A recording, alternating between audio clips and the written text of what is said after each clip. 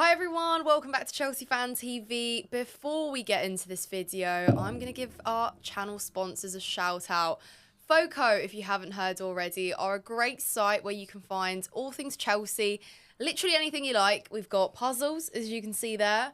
There's gnomes, there's shirts, sliders, pyjamas, coffee mugs, literally anything you want. And the good news for you is you get a discount. Use cfctvyt. You can scan the barcode, which will be on screen there for you, to get your discount at checkout. Make sure you check out their stuff, guys. They've got some good bits. And if you just sadly happen to support another team, they've got other teams there too. So check it out, guys. Foco, thank you. Enjoy this video. Hi everyone, welcome back to Chelsea Fan TV for your Chelsea Post Match Pod. We've just beaten Bournemouth 1-0, scrappy but got the job done. Christopher Nkunku wins it late with debutant Jadon Sancho assisting it, won himself man of the match deservingly. So it's happy days here, I'd say. I'm Nina and I'm joined in the studio by Cam, Scott and Benny, and we're going to talk about the game, guys, so strap in. Boys, how are you feeling? What did you make of that performance? Fucking hell, didn't make it easy, did we? No. Never do we? But look, got the job done. A few bumps along the way, including certain Anthony Taylor, but we'll go into that in a minute. But yeah, 1-0, great goal. Happy for Nkunku. What a celebration. That's all that can be said. Yeah, second that. Nice to see Sancho get involved. Was excited to see him play. Didn't disappoint. Like Nina mentioned, deservedly man of the match, I thought. And yeah, it was nice to see after the drab first half. Yeah. And yeah, it's nice to come away with 3 points, even if we don't make it easy for ourselves. It's always nice to get a win. Yeah, it wasn't easy, but we grinded it out. Sometimes they're the points that you gives the team confidence. Bit of team spirit again. We won. I don't care now. I'm going. But we wanted this, didn't we? Because that's now 2 away wins out of 2 away days, which is brilliant because we need points on the board. And how many times have we been on the other end where we've been the ones creating chances, missing, and then the opposition have just taken one at the end of the game and won it, essentially. So it's nice to get these points. We're not going to dwell too much on the actual... Yes, we know that improvements need to be made. We'll talk about these when we get into the game itself. But yeah, ultimately, I'm not going to really have too much negative things to say after a win. No. It's points on the board, it's early days, and the fact that we now have an 100% away record with 2 out of 2, yeah, it is pretty happy days. But in terms of substitutions, I think we can say that is ultimately what changed the game. It really transformed the energy on the pitch as well. Jadon Sancho coming on, even Joao Felix coming on, and Nkunku getting the goal. And how good was that goal, guys, from Nkunku? Yeah, I Brilliant. think he's so strong in that moment of time, and he used his body well. If you actually look back on it, it kind of shouldn't have been a goal, if that makes sense. Like, he didn't have all that much room, and the way he used his body and then finished it was just like, that's what... He shields the ball so well, doesn't he? And as we said, Nina mentioned it, sort of, if you think if Jackson was in that position, would he have gone down maybe? But he shields the ball so well. I'll say no. For me, it's not even just the shielding. I think with Jackson, you get that. For me, it's the touches. It's the 1-2 touch out of his feet straight away. And I think that's the thing. It's like if it's Jackson, it's 2, 3, 4 touches getting closed down. When Nkunku, it's 1-2 touch out of his feet, third in the back of the net. And going back to what you said about the substitutions, I think although it was a pretty piss poor first half, I don't think that Maresca after half time could have made those substitutions at better times. I thought bringing Sancho on straight at away 45 was a great sort of burst of pace onto the pitch. And then when he brought the others on, I thought, was he maybe leaving it a little bit too late? But that matter, it seems to me that every week Maresca gets the subs bang on. I think he's a very you can see he looks at the game and he probably looks at it and goes, actually, no, I need to make a change here. Yeah. And we're missing out something that I saw a lot in the second half is the Cucurella situation. Even though Cucurella didn't get an assist or anything like that, he must have changed something. I don't know what he's done. He obviously put Cucurella a little bit higher up in that little pockets and made those runs and things like that. But even that helped. Even that changed the outcome of that part of the the field for us as well. And I think you're right, Cam. Like, he's very hands-on when it comes to making changes. He's not shy to go, you know what? It ain't working. I need, and it is bold. It is a bold move to, because you don't see many managers do it unless there's an injury. Straight away at half-time, you're off. Don't see it very often. I'm not sure if that was the plan either. I don't think it was. I think he might have waited till 60, 70th at the start of the game, but I think 45th minute, he read the game and he thought, I need you on. Yeah. That's twice he's done that. Once against, I think it was Servette at home. He did it with Mudryk, and now he did it with Neto. It's straight off. There's it changed no messing instantly. about. 45 minutes. Not a lot of managers make subs bang on half time. No, most wait 10 minutes. 55th, 60th. So we're seeing good game management. No nonsense stuff. I think which you know is why you've got the win today. I do think he's a good game management manager. I think there was one of his ex-players. He was on a podcast the other day and said the thing is with Maresca, he's very hands-on, and he will make a change whether we used to like it or not. But he will say, nah, it ain't working. We're doing it, and sometimes it's bold to do it because sometimes it might backfire. But if you don't make a change, then we're going to question at the end of the game, why didn't you make a change? Or why didn't you do this? So don't get rewards without taking risky. Yes, that's so true. And it is nice. It's a breath of fresh air to see your manager actually have that much authority as well. I think.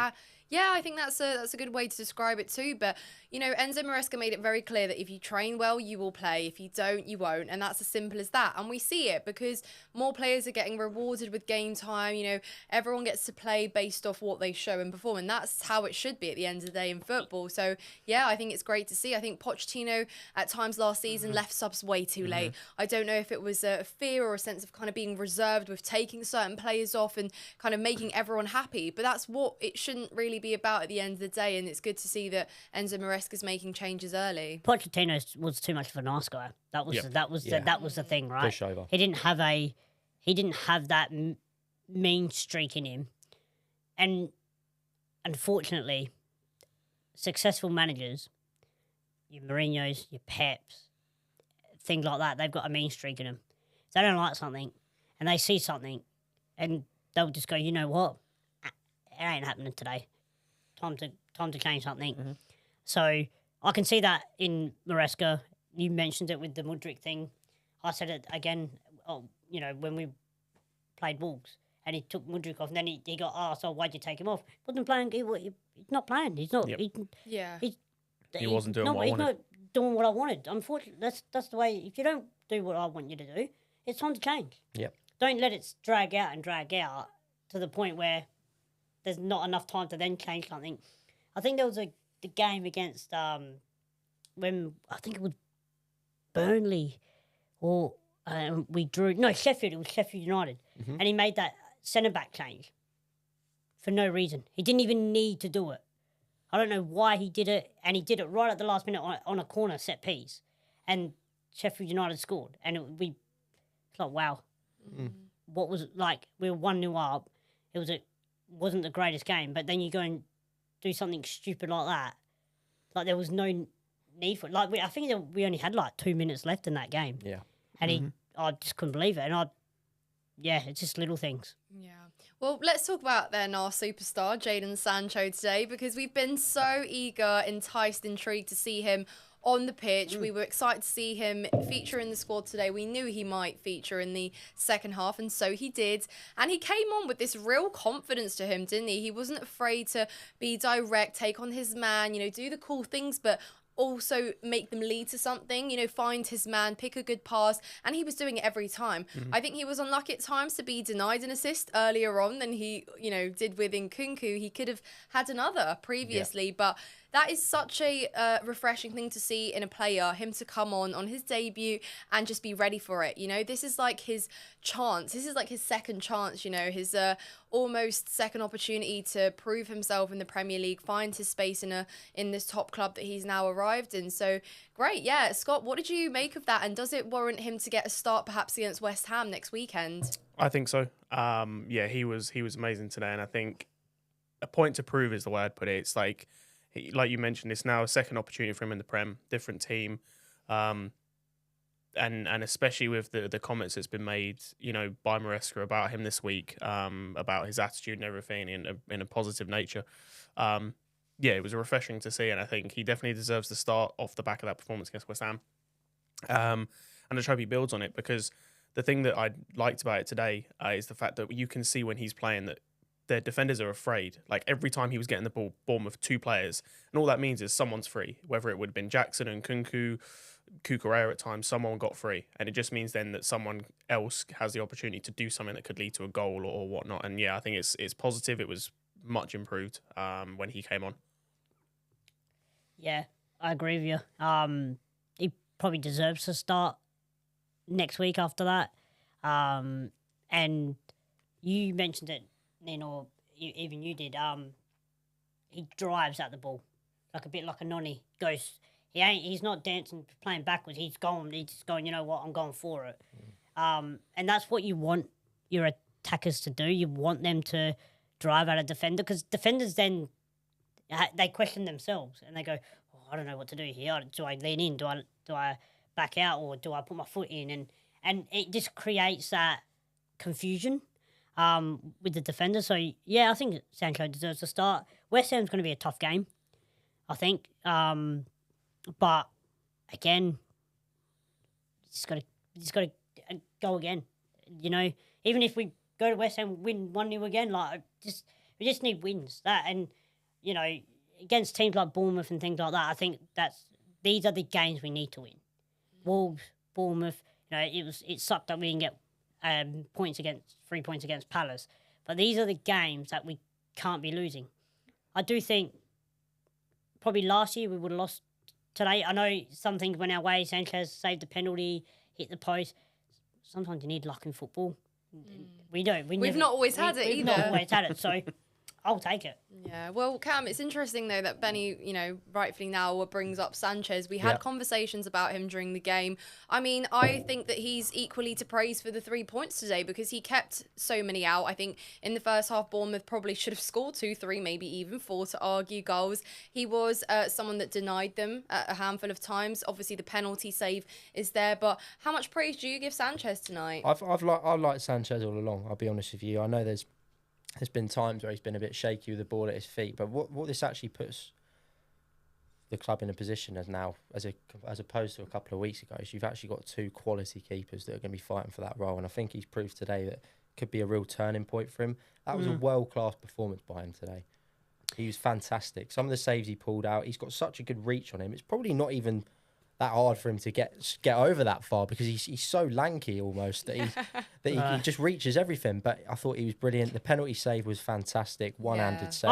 That's going to give him so much confidence. Yeah. That save there, it's one of those saves where he's probably thinking in his head, you know what, everyone that's doubted me, I can be your keeper. And there were a few fans out there that were laughing at the start of the season and go, oh, you got 7 keepers, they're all rubbish. Well, you won't be laughing today after watching that performance, unfortunately. 100%. No. I've been one of Sanchez's kind of biggest haters since he's joined, but to be fair. Even I can't fault how he's been start the season. Still some issues kicking wise and whatnot, but in terms of saving us and the saves he makes, I can't fault him. I think keepers get swept under the carpet a lot these days, but I mean, if that was a bang average goalkeeper in goal today, it could have been 6 or 7 goals for Bournemouth. Yeah, and you're right, Kem. That could have been a huge fucking loss, mate. Yeah, you have to think. I think there was a lot of.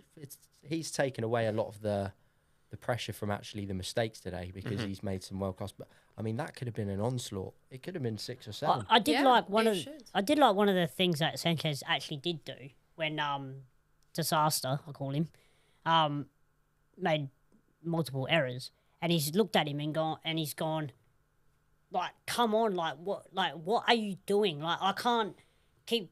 He's probably thinking in his head, if this keeps going on, I can't. I'm going to let a goal in. And it's human nature. Like, you can only take so much pressure. Yeah. And eventually, because if we were playing against a City or a Liverpool or a top team, they probably would have scored. We probably would have gotten beaten today, because the way our defence was, sometimes you can't blame the keeper. And, keepers do get swept under the carpet a lot. Yeah. sometimes. And I have to say, I've sort of disregarded Bournemouth at the start, but I thought they played some really good football. I did say that. I've been impressed by them the start of the season. But I think they hit the post once or twice. I mean, very early on too. Not even saves. That's added on the saves that Sanchez made. You know, they hit the post twice, and against a strong Chelsea team is for a club of that level to do it. Yeah. Small ground. I think fair play to them. Definitely. Be interesting to see what they do for the rest of the year. Yeah. I mean, again, Enzo's made it pretty clear that he's sticking with Sanchez, at least, you know, in the league for sure for now. So I think for him, that's almost an opportunity to kind of breathe and also showcase what he can do. I, like you, Scott, have also been one of Sanchez's biggest criticisers, because I think in terms of playing out the back, the ball at his feet, he does make me nervous sometimes. And I think that perhaps he could be enough for challenging, you know, for top four and achieving our goals this season. But I don't think he's a goalkeeper that wins you a title with him. I just don't think that that's the case. But yeah, look, Sanchez proved me wrong, because for now we are obviously going to have him as our first choice keeper. But yeah, like, okay, we've talked about all the positives, and while it's great we did win, we're going to have to talk about some of the improvements that are going to need to be made, some of the worries around the pitch. Defence, right? You mentioned Benny Disasi, very, very poor in the first half, positionally unaware, not marking his man, losing silly balls as well that can easily be controlled and inevitably could have let us be punished, like you mentioned, Cam. But what did you make of that defensive display, particularly in the first half? We need to work on it, and it's shown in nearly every game this season, Conference League as well. There's something about that defence that's just not right. I don't know what it is. The players that we have are good players, but something's not right. Something doesn't work. Chemistry's off, isn't it? And I just don't know what it is, and I still can't work it out. Like, and then, you know, when Gusto's in, yeah, we do look stronger, but even then, he has some really terrible mistakes and moments where he's trying to bring the ball back into that middle of that pitch, and we're Do you know what it is, Benny? I don't know. Do you know what it is? When you struggle to make a pass forward, I don't know why you're looking in. You got given away 4 or 5 times trying to go inwards today. It's like, it just baffles me. But and you get taught this when you're playing football, like in the, you know, when you're younger and that. I always got taught, go play down the line. If you haven't got anywhere to go, or if you're ever in doubt, kick it out, right? Whatever happened to the old? I know it's not like that anymore. But what happened to the old school defending? Because there's a lot of turning and going backwards, wasn't there? Yeah, it's just like, which invites more pressure. Yeah, exactly. like why do even from the goal kicks today, I thought there was a couple that Sanchez didn't take, and then he passed it to Sanchez, and then Sanchez passed it and it went back, and then the press comes up, and you think, why are you causing yourself danger?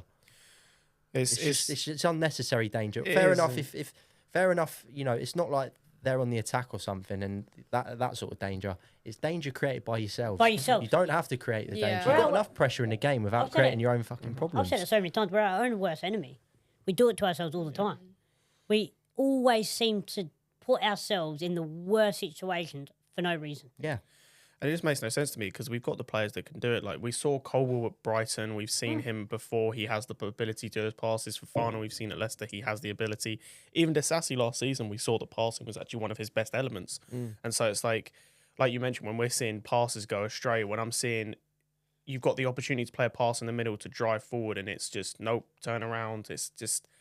It's not good enough. Like we saw today, that our best chances came from when we were direct, going centrally. Like you look at the Madueke chance to Jackson, you look at the goal we scored, Sancho, direct inside part, like fizzing it into Nkunku. It's like, that's what we need. And instead of doing that, it was lackluster. It was off pace. It was too many times we were playing into the wingers when they're back to goal, and it's like then they're going to pass back because that's the direction they're facing. It's gonna sound stupid to say, but even when, you know, good teams who've got a good defence, right? And they're so confident, even just headering the ball back to the keeper with that confidence, and it looks nice, and we can't even do that. I've seen it a few times today. Like, they're headering back to the keeper, it looks like we're going to concede again. That's literally how the penalty came. Yeah. From a back pass that just didn't connect. I don't know what it is, but that has to be fixed. And we know that we know going forward we can score. We know that. We got that many players. You got Sancho. You got Felix now. We know we can do that, but that defense there's something that needs to be done. I don't know what it is. For sure. I think it's the ability to kind of control the game from the get-go that we need to improve as well, because we saw when the game kicked off, we looked very erratic. We couldn't control the ball. We couldn't string more than 4 or 5 passes, as you say, and it looked a bit disjointed, right? And I think that when we come to play other teams and better levels of opposition, those teams really do capitalise on that, on those moments where you've fallen asleep, bam, you concede. And I think that that's a pattern that we'll see, an unwelcome pattern that we'll see more and more this season. So I think control is one thing that we really need to learn as a collective, to control the game. And I think what we did well in the second half was, once we did eventually take the game sort of by the scruff of the neck and we started to really impose ourselves a lot more in Bournemouth's box, we were able to exert a bit more control, if that makes sense. And then I know we scored late, and it didn't mean that we had that much time to almost invite some pressure and to allow them to have chances. But I think especially if we come to score goals earlier, it's all about kind of killing the game off, controlling it better and not inviting more pressure. But yeah, it's good that we are having these conversations. It's good that we're sort of seeing improvements. It does feel like certain things do improve and then other things still need correcting, but that's part of it, isn't it? And I'm sure that we're all patient with that. This is not going to be a game plan every week. You can't scrape. No. You can't. No, you not can't, at all. You can't scrape a win 3 minutes from the end, and that's what we have to remember. I mean,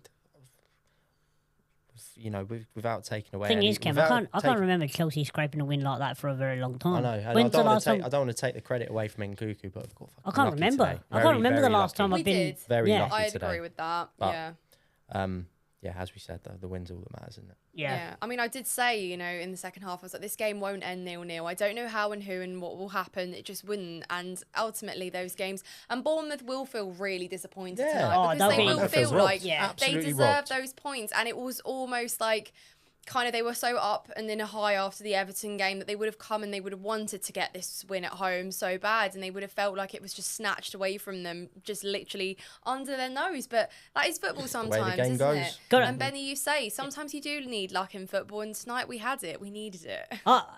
The one thing and it'd be good if we could see the inside of Maresca's post-match after to the players, right?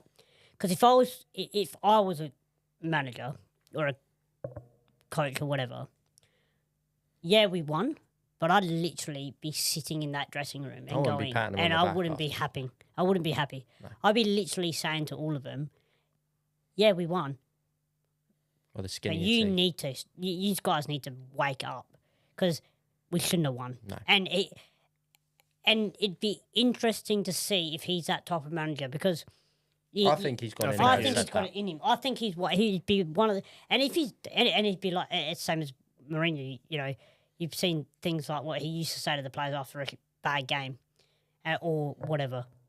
If he's got that in him, and he moves that, and he moves that forward, then this team will eventually become a stronger collective as a team together, because then they'll start to realise, this is it. This is not a game anymore. Like this, we need. This is. It's either you play for Chelsea or you go somewhere else, because that's what the standards needs to be again. Like you got to win. Like games against Bournemouth and things like that. However you do it, who cares? Yes, got lucky and stuff, but they need to pull their head because we could have lost, and realistically probably should have lost, But another reason we needed luck today, guys, is we have to address the elephant in the room, the officiating. Yes. Your mate. I'm getting his address, just putting it out there. Yeah, we were on the wrong end of so many bad decisions. I mean, there was yellow cards. We talked about just the pure chaos of some of those decisions. What did you make of today's officiating by our favourite Anthony Taylor?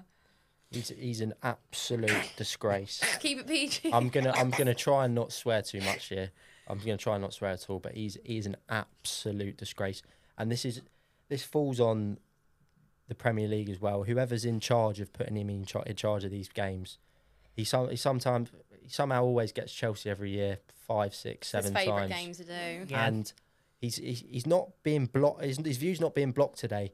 There's 5 or 6 times in that game, especially the second half, when players have been clearly fouled, and he's just get up. And it's an absolute fucking joke. I'm not going to lie. And it's not just him, it's the people upstairs as well. They've spent an enormous amount of money getting this VAR or whatever to the standard that it is. Yeah. The standard's fallen, and we're still seeing this in 2024 where stuff's getting messed up. Crucial areas that we should be winning free kicks just outside the box, and he's going get up. The amount of yellow cards he dished out, I think he gave 4 or 5 yellow cards just for arguing a decision which was piss poor decision making. So what, you're not allowed and to... Cole Will's clean tackle as well that he was booked for. 5 yellow cards, 5 yellow cards from arguing bad decisions, which I've never seen before. I've never seen it before. Maresca got dished out one as well. I don't blame him. Yeah. But Taylor needs to have a long hard look at himself. I think they probably need to send him on a few courses. I don't know why they haven't done it during the summer. Does Pochettino ever get booked? No, I don't think so. I think he did. He must have done at least once. Are you sure? I'm sure he. I'm sure he would have gave the referee a cup of tea or something. But anyway. Yeah. But yeah, it's just all round horrific performance by him. Horrific, and so he's got an agenda against Chelsea. I don't know. He's got an agenda against Chelsea. He's got serious vendetta, and I'd like to say it won't happen again, but it's going to happen next time he does it as well, because he hates Chelsea, hates the fans. Yeah. So he's going to keep doing it. He's just. When will it stop? He's got no idea. I think he either needs glasses or he needs something because he can't see. I swear to God. And an FA course. Someone out there. He's got his. Other than that, he's a really nice guy. Yeah, honestly. Well, on that note, then let's look ahead to next weekend, because Chelsea have another away fixture around the corner. We go to play West Ham at the London Stadium. Not the fondest memories there. We got beaten last year, 3-1. Carney scored a brilliant goal, and then he was injured and out for so long after. But it's a tough place to go for us. It's obviously a chance to get another 3 points, hopefully in a more convincing way, hopefully not in a, like you say, smash and grab, scraping the barrel type way. We really need to go there, impose ourselves, control the game from minute 1. But how do you guys feel that game, and do you feel confident, I guess is my question? I can't say confident after seeing that today, but I think, we've got a week between that now, and it's not like you're going there on Tuesday night. You've got a whole week to, rest it out, sort shit out, sleep on it. I mean, it's not like I've just had 2 weeks off for that, but I don't know. I'm not sure. To be fair, I think it's hard, and like Nina mentioned earlier, we're so up and down. Like, go play such a great game against Wolves, then you play Palace, which, in fairness, we probably should have won that game. We didn't. Then you played today against Bournemouth, and we looked quite terrible in fairness, besides probably 15 minutes of the second half, right at the end, or 20 minutes or so. And West Ham is not going to be an easy fixture. And, I'd like to think that we can go and do them, but I don't know. If it's just the defence, I've just got this. So I'm not worried about going forward. It's defence. It just worries me. And when you come up against teams that are going to have players like Kudus and Haaland and players like that, like how's our defence going to? They fall apart. Like, unless we get Gusto back and get that sort, because oh my god, the Sassy. It's like all the memories are coming up for you there, Benny. I can see them in front of your eyes. Some flashbacks. Scott, what about you? I'm with Benny. I don't really know. Like, it's a game that on paper, I kind of kept an eye on them today against Fulham, and from what I could tell, they were quite bad. But we've seen how that's happened with us before, where we face a team we should be beating today, for example, and we don't turn up. I'd hope for a better performance, and I hope for certain players to play. I want to see Sancho start. I'd like to see Nkunku start. I'd hopefully like to see Lavia back if he's back fit. Hopefully. Well, apparently he was available today. I think he's back in training. He just hadn't trained up until today. I think he's going to recently come back to training. Hopefully he's trained enough to be back in the team for next week, because that midfield today didn't really work. Yeah, you know what? That's actually a really good point that you brought up then about the midfield, because I actually felt like there wasn't much going on in that midfield today. It looked very. There was no fluency, no movement. There was no. I think obviously Caicedo did what he done, his tackles and things like that. But there wasn't that control or dictate from any of our players. It was just really. Yeah, I agree with you. There was, I don't know, that it didn't work. Yeah, that you're right. The midfield, I don't know, didn't work today. To be fair. They need two solid training sessions and some good gym work, and there's no reason you shouldn't go out there and start. No reason you shouldn't go out there and challenge West Ham on Saturday. You just need to put 2 solid training sessions in. Simple as that. Well, there you go, guys. Well, thank you, everyone who has watched till the end. Let us know your thoughts in the comments down below, what you made of that game, how you feel ahead of West Ham next weekend. If you tuned into the watch along too, then thank you very much for that. But guys, Cam, Benny, Scott, it's been a pleasure. Guys, make sure you hit the like button, subscribe to Chelsea Fan TV if you haven't done so already, and have a lovely weekend. Up the Chels. Up the Chels. Up the Chels.